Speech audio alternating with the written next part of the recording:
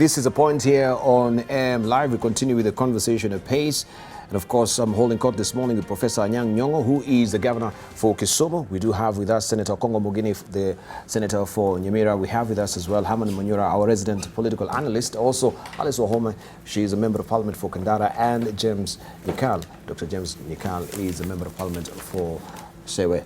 We continue with the conversation. Let's try and buckle down to the discussion on KQ and the nationalization of this. And of course, this is where I pick the brains of Professor Nyong'o. When you were in the Senate, of course, KQ was the biggest agenda as far as the report is concerned. Are you in support of the nationalization of Kenya Airways right now? And what will be diametrically different this time forth from 2014 when this particular subject was broached but it didn't fly? Well, I don't like the word nationalization in this context, by yes. the way. Mm-hmm. When I was chairman of the Select Committee on Kenya Airways, and we analyzed what had happened. First, Kenya Airways went down because of a historical mistake with the Mawingu project. So one needed to retrace one step back to Mawingu and see how to correct those misadventures by the management. Secondly, it was important to put in management people who were competent enough to run Kenya Airways profitably and efficiently. And thirdly, some of the relations that Kenya Airways had, for example, its relationship with KLM, were definitely not good for Kenya Airways' economic health. So what we advised was Kenya Airways should take a model like Emirates or Ethiopian Airlines, where the national carrier has a substantial investment in the principal airport, so that certain economies of scale are arrived at by both entities, both Kenya Airways and the national airport. That, to me, did not mean nationalization. Now, this formula of nationalization essentially means that the government puts in more investment into the airline. If the calculation of that is that the airline will run more profitably, more efficiently, and will compete much more profitably on the African route, and will become, the airport will become a hub from which Kenya Airways brings passengers and the other airlines bring passengers, Kenya Airways take them to the rest of Africa, then that will work. But if we just talk about nationalization in general without knowing exactly what it entails, then surely we may be providing a solution which is not a solution. All right, so nationalization is a very big word right here. Yes. But under the canopy, we don't have the itemized issues. The ordinary human being will understand nationalization and takeover. As a takeover? Yeah. The government takes over Kenya Airways. But this same government has been a substantial investor in Kenya Airways all this while. It is not going to do better by taking over. It's going to do better by having a model of investment between Kenya Airways and Jomo Kenyatta International Airport, which is productive to both entities, both the Kenya Airways and Jomo Kenyatta International Airport. Now, if that experience eventually leads to having one entity, whatever you call it, Kenya Airways Limited or whatever, one entity which runs both the airline and the airport, so be it. But I don't think we should be sentimental, one, by just condemning nationalization or by welcoming nationalization, lock, stock, and barrel. We really must know what it is that we are doing in terms of making Kenya Airways more competitive, more efficient, okay? And with a way of getting back to dominate the airspace in Africa, like Ethiopia is doing. Now, Ethiopia, by the way, came behind Kenya Airways or East African Airways many years ago and took over. What is it that they did that made them take over the African routes? That is what we must study and see exactly how we situate Kenya Airways in competition with other airlines in Africa. Could the problem be the issue of leadership and not really about nationalizing or privatization of KQ as it is right now? In 1996 is when it was privatized. Yeah, but that's the point I'm making. That if you look at Kenya Airways, it was doing pretty well when Isaac Umolo Kero was chairman of the board. When he left, and successors took over.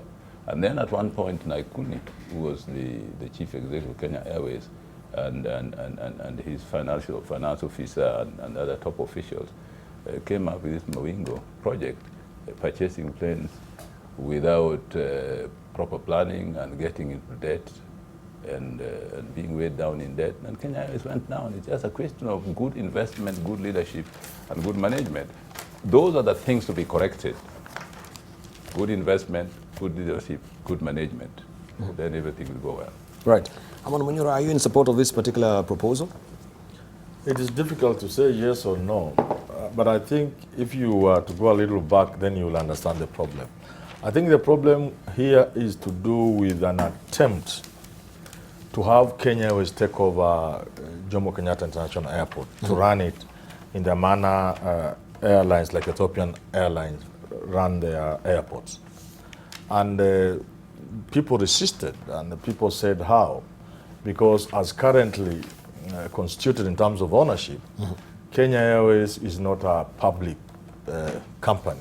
I mean, it doesn't belong to the Kenyan people, but the airport belongs to the Kenyan people. How do you then give one, a private entity to run a public utility that is profitable? Secondly, how do you bring a loss-making, a limping company like Kenya Airways to run a profit-making entity like Jomo Kenyatta International Airport? So then I think to go around that, and I think this is where we are now, I think to go around that, people have decided we can be a little clever and nationalize. But this nationalization, I doubt that it will be proper nationalization. I think it will simply mean stepping up the shareholding of government, so that once government is at 51%, then people say this is now a government, a public, a Kenyan people company, and you can therefore go ahead and take over the airport. But the shareholding will still be there. You could just reduce or add. There's a way you play around it. So I think those are games. Whether or not they will succeed is another story. But like Professor Nyong'o says, where did the rain begin beating the Kenya Airways? It is mismanagement. It is plunder. And I keep asking, if the people who plundered the Kenya Airways are still around, why are we really wanting to put more money? Because what this simply means is that as soon as government takes over, then lots of public resources will be pumped into this entity with all its management structure still in place. So I think that is hardly the solution. It is attractive to people who have their own designs, but I doubt that it is a solution. Kenya Airways, in fact, when it is majorly held by, when the major shareholder is the government, if how government runs other things is anything to go by, it will get worse. It will get worse, and government will keep pumping in money. So like Professor Nyong'o says, it will be better to look for why Kenya Airways is not doing well and address the problem instead of these shortcuts. Okongo Mogini, we have people who have really, run KQ aground as it is right now, and they are not actually held culpable as it is. Do we know these people? Yeah, every year Parliament gets an allocation of 1.something% of our national budget to make it effective in the performance of its work. And year in, year out, so many of the parliamentary committees release reports, and you would expect that the government will look at these reports and do some implementation. The report that the committee that was headed by Nyong'o, I'm sure, did a report, made recommendations to the government. And I think one of the recommendations was that action should be taken against people who may be found culpable, who made management decisions that led to colossal sums of losses by, KQ. And I think one of it was, some, what one would call very stupid management decisions, like what he has called the Mawingu project, that actually started the downhill of Kenya Airways. Because after 1996, for a number of years, KQ made good profits, and it's one of the airlines that were profitable globally. But now, the question one asks is, where is the disconnect between what we do as parliamentarians and the government? Why should we spend a lot of money?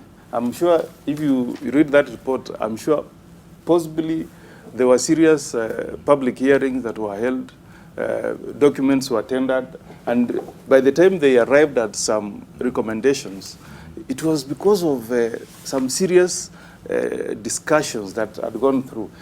I think government should take the work of parliament seriously. And when there is, decisions that bring out some people who are in management as being culpable, then we need to see action. For example, I think there was a problem with outsourcing of services, even procurement issues. You are told that the juice you take in KQ is bought at 6 times the value you'll get in an open market. The groundnuts KQ is giving people. And you can see it on the table that this is what is making Kenya Airways to make losses. And then no action is taken. Some of us who are lawyers, we know that criminal justice is meant to deter. Anybody who is occupying a position to know that if I do this, then I'll meet the consequences that met those who are before me. I think there we must blame the government agencies that are meant to take action against people who mismanaged Kenya Airways. And some of the things are so mysterious. There is a company, I don't know, it's called, is it Amboseli and... Amboseli, Savo and all that. Savo, who own the aircrafts, which are in return are leased to Kenya Airways. And that's what is making the company lose a lot of money. And you are told if they had opted to purchase these aircraft, maybe in another 20 years, they would be properties of Kenya Airways. And Kenya Airways would be able to make good money and be a profitable company. I think, I don't know whether this call should be directed to the president himself, so that he extends this campaign of corruption to people who have also headed government parastatals, but who have totally messed them up. Yeah. And I think this is where I pray for, and of course the rest of the panelists, we need to actually get to understand what is the malaise of Kenya Airways as it is right now. Because if we are undertaking to, have it nationalized, it means also the debt, right? That also will cross over now to the national government, to the government. It means also some of the workers that maybe at some point will be laid off. That will be absorbed by the government as well, the cost itself. We need to know, yes, if in the private sector cost of maybe a packet of juice was going for that bloated amount, how will it happen also when now it is in government, where we know also government institutions, some of them also buy mandazi for even 200 shillings. We've seen the reports as well. Let's hear from Dr. Nikal. Thank you, Debal. I think we start from where my colleagues, Senator Mugeni and Governor Nyong'o have said.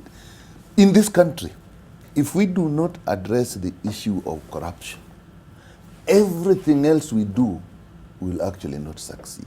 It is fire under the pot that is burning everything inside. So however much you try to organize yourselves within the pot, or let's say a burning house, however much you organize yourselves inside there, not much will happen. And I think that is where this issue, like all other issues, rests. But having said that, let's come to the issue of Kenya Airways. Again, it is the issue of management, it is the issue of integrity of people who are managing it. It was nationalized it was privatized in '96. It did well. So then what went wrong? Again, that is where we must look at what went wrong. We have said people who were there, cartels in leasing and so on, not very wise decisions. But having said all that, we're in a situation where the airline is actually forced with collapse. So we must really find a way of saving it, even as we try to do this. And really what came before Parliament, I must say, initially was the proposal that Kenya Airways takes over Jomo Kenyatta Airport Authority, JKIA. And the argument we had, and people really rejected that this is something that is private, and people have interest, and it is making losses, and it is taking over another entity, which is government, and is actually doing well. So he said that is totally not acceptable. So that was rejected. So when the committee then came with another proposal, which is getting like what Professor Nyong'o was saying, create an entity that can bring JKA, KQ, and even KA together, and then have more government control on this, more shares in this, and see if that is what will save the situation. And I think that is what was passed, and that is what now we are calling a nationalization. But even if we do that, we must first of all address the management issues. And when we were discussing this, I myself raised a big issue of the debts, because this was a private entity. People had invested their monies in it. Those are private people. And so the debt that this entity owes is to some extent the debt that the investors actually owe.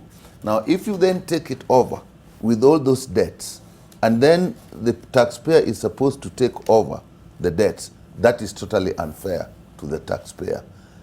And so one of the things we said is, even if it is this entity is created, the issue of the debts must actually be discussed. It will be unfair to put these debts in the hands of the taxpayers. Unfortunately, I think some time earlier,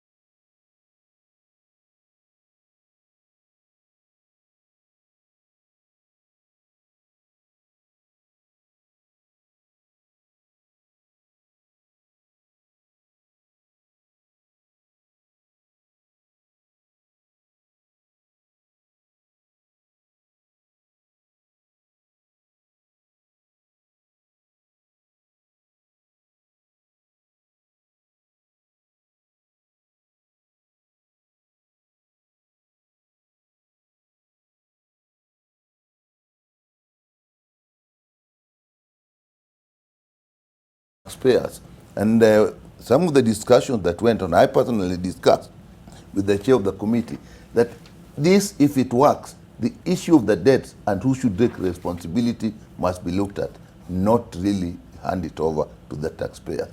You've raised the issue of the workers. That was also raised, so that when you are going through this process, what then happens to the workers? Their dues, their retirement benefits, and so on. So when a decision is made in a parliament, in a committee, normally it's a general principle or policy decision, and it is expected that when the executive is going to implement it, such details are taken into account. So that is really what went on in parliament. That is what was passed, and therefore my take on this, we must look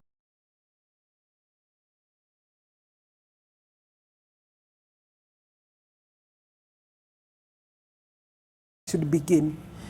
If recently, as recent as this year, yes, Parliament has received a proposal from the government of Kenya for the Kenya Airways to take over the Kenya Airports Authority, a company that is run down, a company that is running losses, a company that has issues with management, is proposing through the government.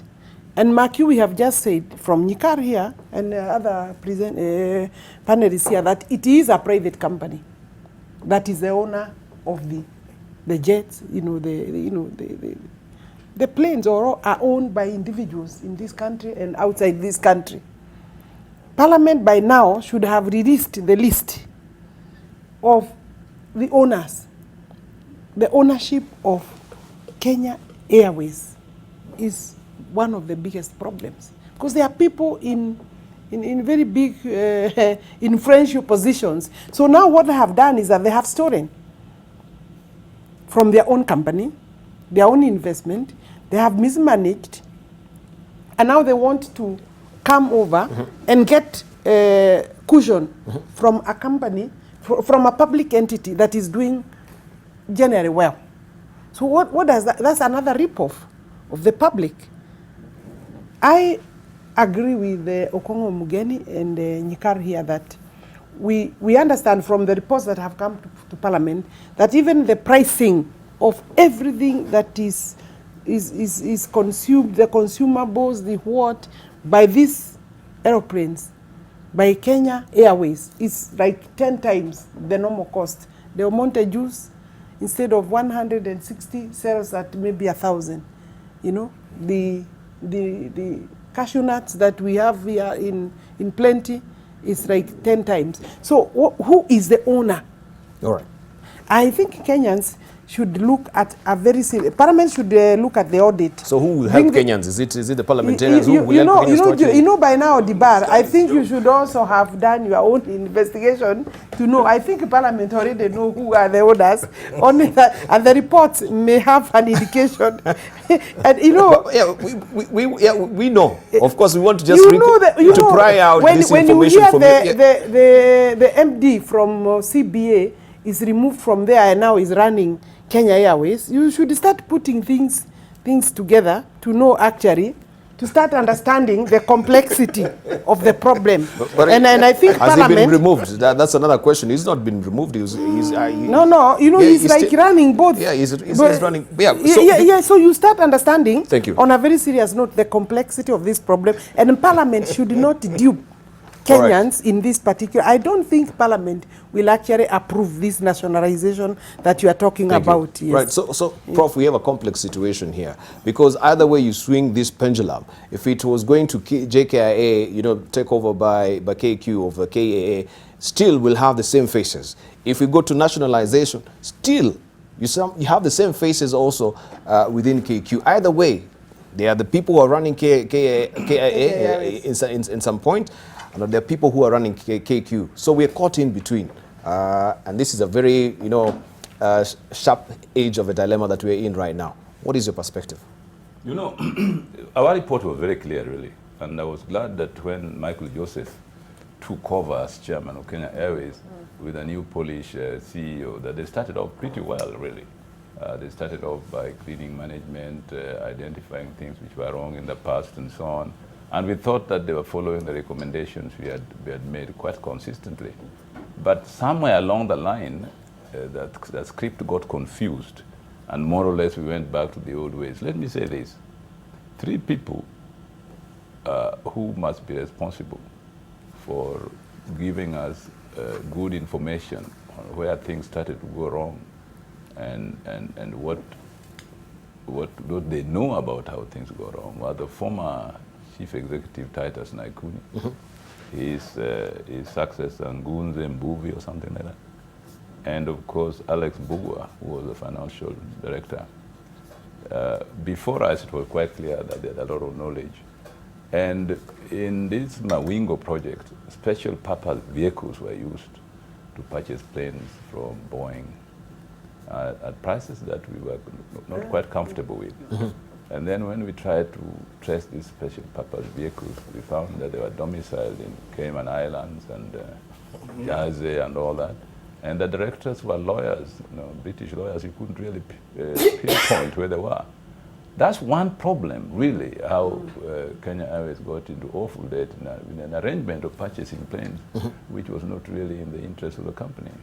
And secondly, which we also pointed out, the relationship between Kenya Airways and KLM was not really in the interest of Kenya, because the idea was that they would have code sharing, and that KLM would actually bring passengers to Nairobi, and Kenya Airways would then sambaza them to the rest of Africa, which would mean that Kenya Airways would develop very increasing routes in Africa. But as it happens, KLM was also going to these destinations, Dar es Salaam, Entebbe, and so on. So those are the things I'm talking about. Rushing to nationalize without, one, tracing your steps and finding out why you are in debt and what to do about that is not a solution. Secondly, you must really understand how airlines compete in the airline industry today. The reason why Ethiopian Airlines and Emirates have done well, because they understand that. There's no God-given reason which says that a national airline cannot do well. State-owned enterprises have succeeded elsewhere, as well as private enterprises. If you want me to give examples, China is now an extremely well-developed country, and it thrives mainly on state-owned enterprises. with the private sector coming in at the tail end.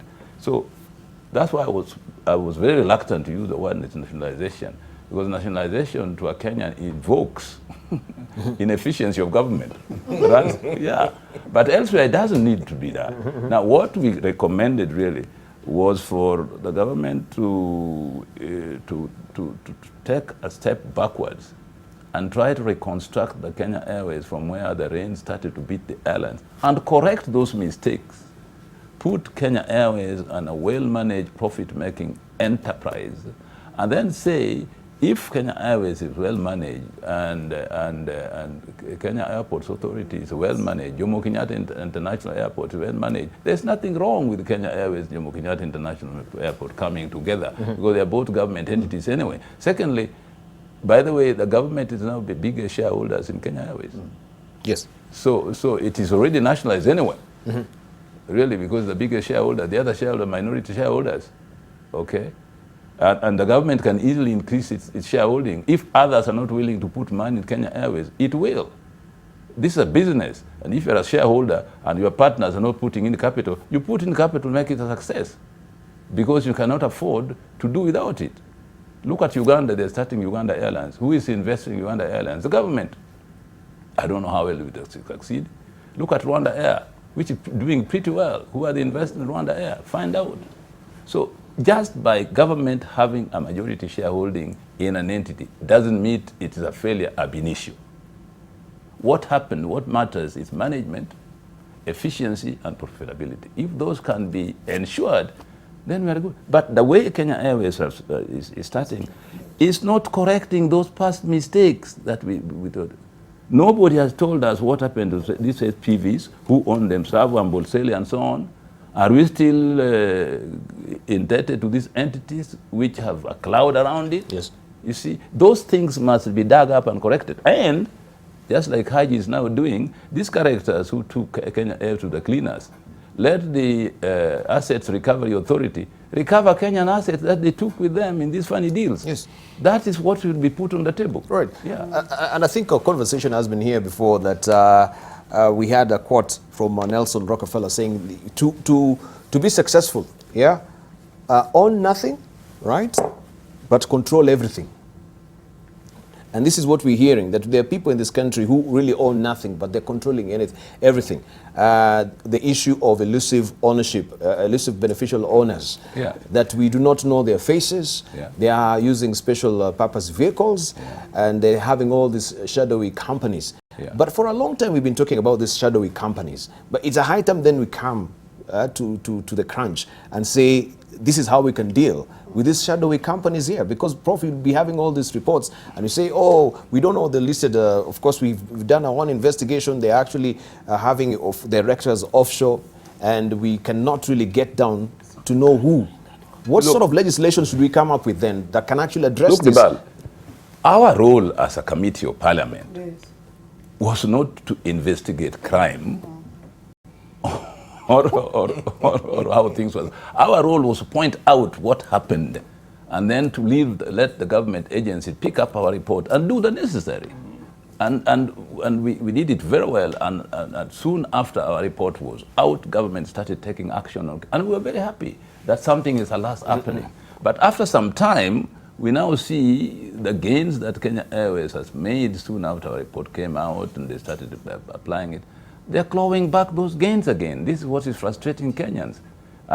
When this so-called nationalization is being proposed, it's being proposed in the context in which those past misdeeds have not been corrected. That is what the problem is. They've not been corrected, but of course we also will be facing some other hurdles, like the attorney-client privileges, because you cannot probe deeper. We are sort of encumbered with the legal instruments along the way that we cannot drill deeper. Let's just hear from Haman before we come to you. Haman. Like Alice has said, this is a complex issue. It almost reminds me what Jaramogi said about Goldenberg. He said, this thing extends all the way up the House of Commons and beyond. Please, handle it with care.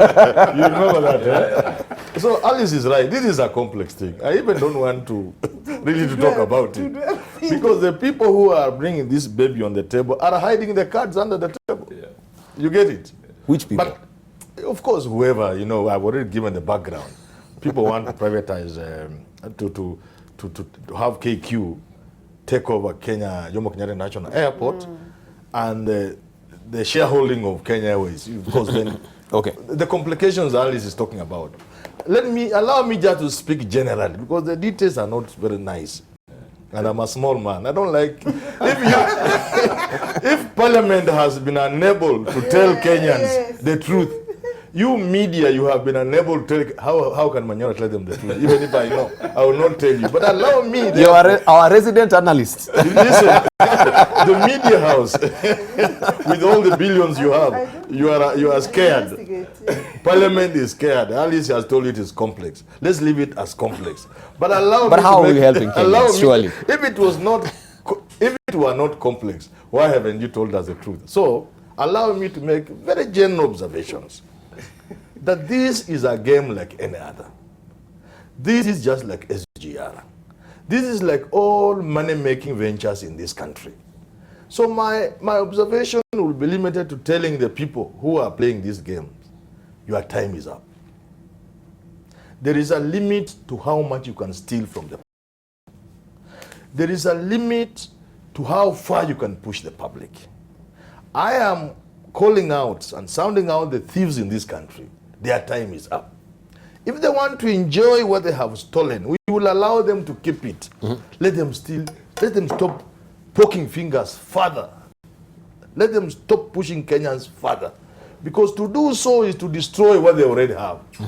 If you are a thief and you stay in Karen, you intend your children to inherit your house in Karen and the goodies of life which you have stolen. Stop stealing further, because you are pushing Kenyans to a point where they will take the law into their hands. The president himself has alluded to this. You are courting a disaster. A revolution is on the way. And when that happens, I've been to Uganda, and I was there when things were a little good, and then when they became bad, and then now. If things become bad, if people remember what happened in December 2007, people are almost running. I was in Kisumu. My home is next to Kisumu. And Nyong'o, people are almost running away from Mlimani. You know that? Yeah. Because first, the boys were going for non-Luos. But then, as they were heading towards Mlimani now, they were interested in what people owned in Mlimani. They didn't care whether you are Luo, Luya, or Kikuyu. So, if that thing had not stopped, nobody would have stayed in Mlimani. They will not run away. You leave those houses. So, the people who steal from us, let them enjoy what they have stolen. We may not go for it, but if they continue with the games they are now continuing with, shamelessly, my advice to them is, you'll be the losers. You will be the losers. But I cannot go into the details of Kenya when you people are unable to tell us, when Alice here says it is complex, and I agree with her. Let's say from Okongo Mogini. Yeah, I think generally now we agree there is some hope among Kenyans that the new kids in the block, the DPP and the DCI, they can unravel some of these things.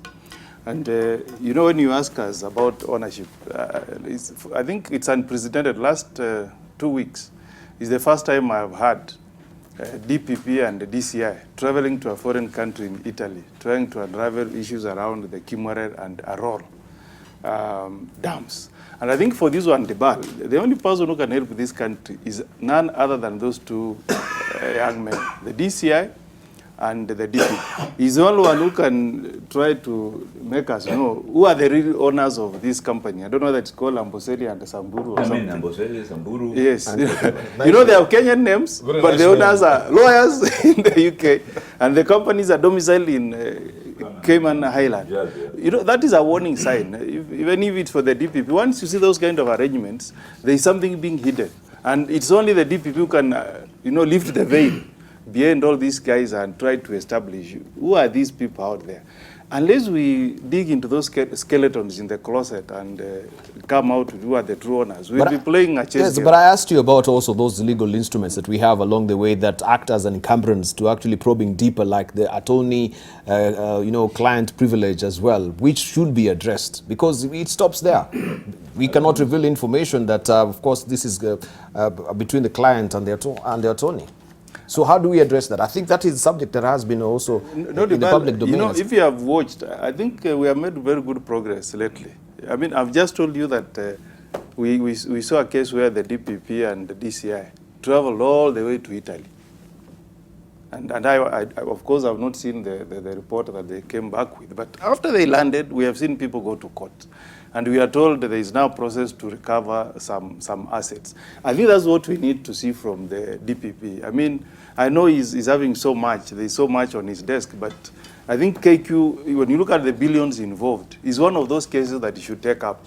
I assure you that answers will not come from Parliament or the Senate. But you're still not answering my question. I think you're skirting around the issue, please. It's very pointed to you. Yeah? Let me tell you, the answers will not come through passing of legislation, because as you know, even if you pass a legislation today, it will not cover issues that were done way back in 1996 or 2013.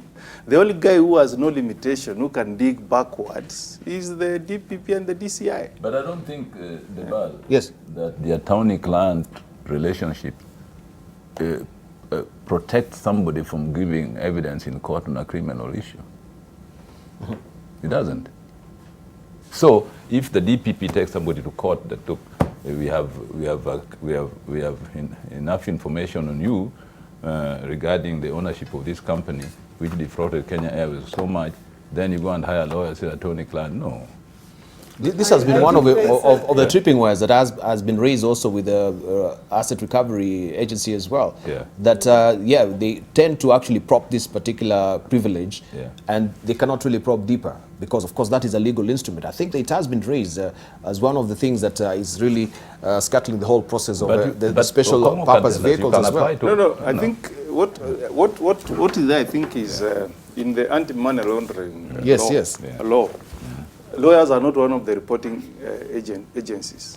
I mean, what that means is if Nyong'o comes to me and I do a transaction, I'm not obligated to report to the anti-money laundering that I'm dealing with a suspicious transaction because of the attorney advocate privilege. But I don't know how far that amendment has gone, but I know that there's an amendment that has been proposed to Parliament to bring lawyers on board so that they can also become reporting agencies to Parliament. But when that law was being enacted in 2009, you know, Parliament looked at the best international practices, and it was agreed that one of the professions that actually worldwide are called independent profession is lawyers. And you must protect that advocate-client privileges. But there are safeguards. If you cannot use advocate-client privilege to advance a criminal act. Alice will tell you. That is not protected. I think what is protected is good, clean commercial transactions. Good, clean commercial transaction like stealing from Kenya. Let me say something. You asked a question. Yes. Who will then help us? Because the report was done, like Professor's committee brought the report, the details are there. Parliament, the other committees on Parliament have brought these reports, and then we expect the executive to actually take action. And what we are worried about, it doesn't seem like the executive is really taking action. But in Kenya today, as things are, as my colleagues have said, we have the DCI and the Director of Prosecution. They are doing very well. But there's another arm of Parliament that actually has not been active. We've been discussing this amongst ourselves. That is the Committee of Implementation, which means if there's a report in Parliament and a resolution has been made, that committee can actually take up and follow up with the executive as to why this decision that was made, resolution that was made, has not been followed up. Chaired by Jeremiah Kioni.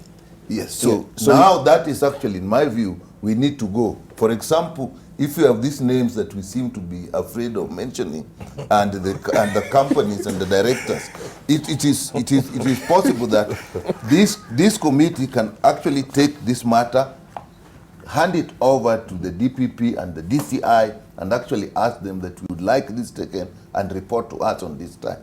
I think this is, we discussed this a lot on this issue, and that is an area that we should now go in the circumstances. And we hope Jeremiah Kioni is watching this. You're being told that you're sleeping on the job. Jeremiah Kioni, the chair of COC. But Alice, Alice has the guts to spill the names on this particular, yes. Because Alice, you can tell us. The one who said it was complex. I said it was complex. I think the answer lies with Parliament.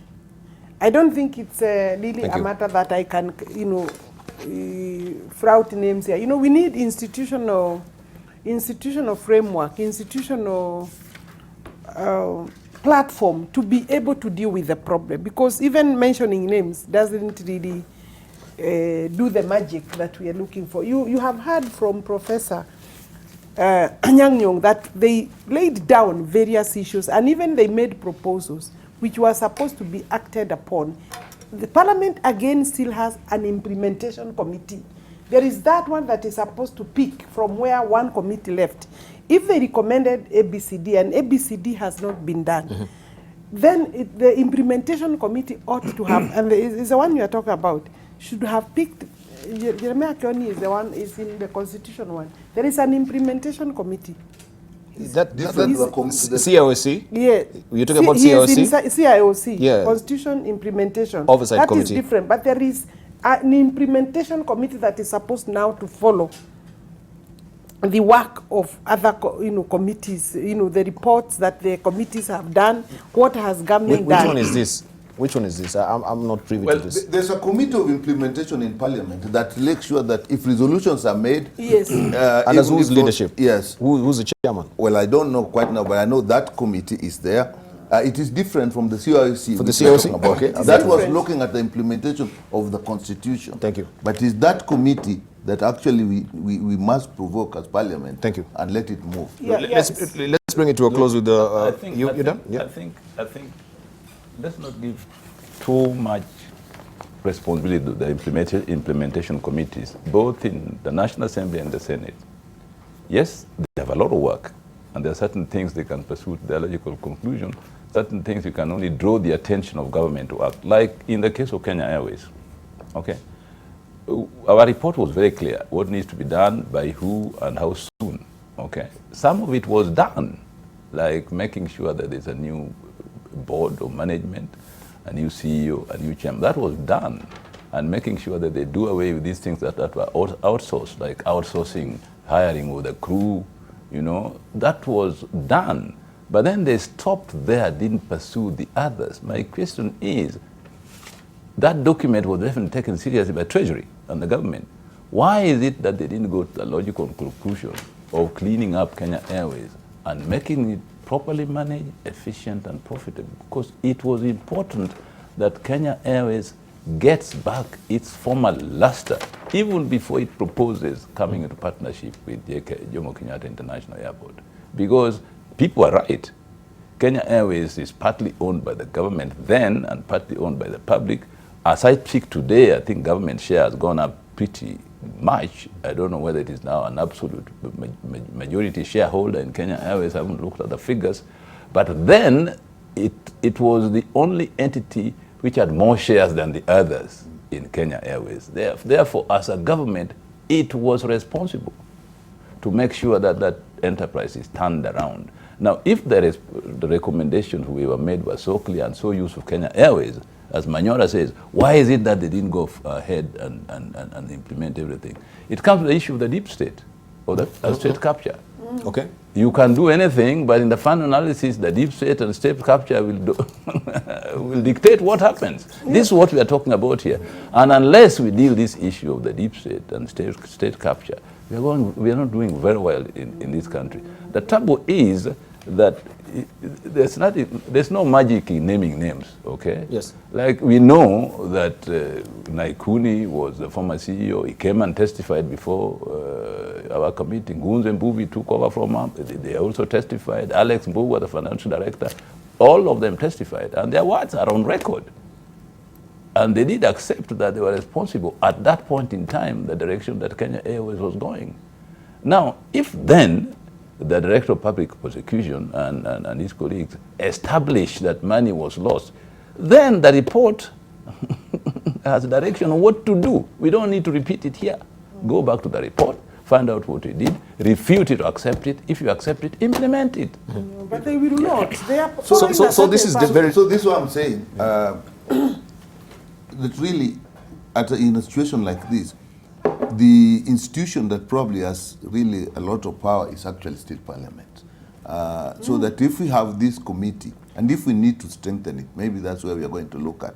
Because you've given the report, they know what to do. All those other institutions know what to do. You have written down. There has to be somebody who is calling them and say, hey, we saw this is in a docket, you're supposed to do it. How come it hasn't? That is my point about the committee. But listening to Prof, it sounds like actually we as Kenyans were held ransom by this deep state. The state capture, there's nothing much we can do. No, much as we come out with I don't agree with that. Saying there's nothing much we can do is not correct. Because if there's nothing much we could do, we would not have had a select committee in the Senate which gave a report which told people what had happened. That was something we could do. Now that the report was out and the government started implementing it, we can ask further, why have you, government, not gone far enough to implement this whole report? That is what needs to be done. And that's why we are saying you, the media, should now take that report, read it, and call upon the government to implement it in whole. We have done our part. Yes.